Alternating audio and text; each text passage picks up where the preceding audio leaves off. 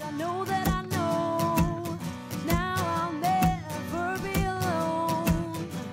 When you came into my life, you made me feel alive. No, your build-up into the bedroom should be all day long.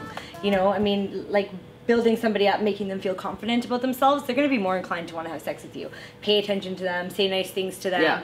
you know, make them feel like they want to take their clothes off. And there's something to be said about couples that have that figured out, like that have that ability to just fire each other up. And they, I like that fire.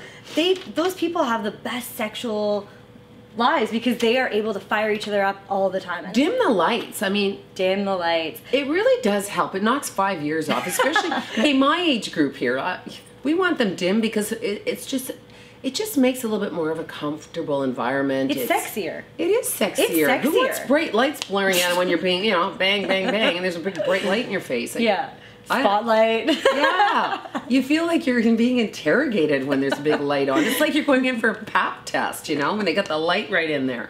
Like, oh my God. If your sex life is like literally like you have sex a couple times a week and it's like Flat. 8 minutes, your missionary position every single time, like, you know, and you just basically do it so that your partner can, and usually women are the worst for Oh, this. good. I'm good for Well, 3 more days. I don't have to I'm have good sex. for 3 more days. Like, yeah, you know, like they, you know, little pump and then, you know, pump and chump. But you know what? A lot of women, when they do get like that because they don't want to have the aggressive guy, you know, doing this to them. So women will pull back a little bit more sometimes. But if somebody is attentive and physical to them in other ways during the week, as you mentioned, they're going to feel like going there more often. It's just going to happen, right? They're not going to be as inhibited. They're going to try new things, right?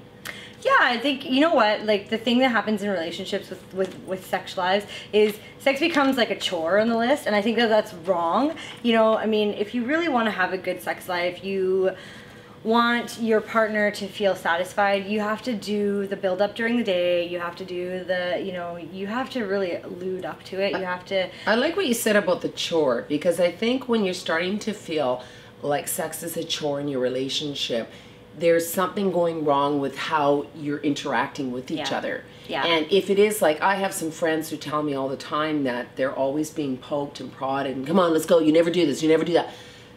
You're not going to want to go there. You really do want to feel sexy. And yes, you might not be as assertive as your partner, and you might not be as sexually active as much as your partner, but you do have to, if you want to have your relationship, as Andrea said, you've got to be compatible, or it's going to start making a big difference in your relationship. You have to have sexual compatibility. If your sex style is that you don't like to have it frequently, and you like to have simple sex, you need to find somebody who also likes the same thing. If you are somebody who has an aggressive, high sex drive and you like to try new things and you like a throwdown, you need to find somebody that likes the same thing.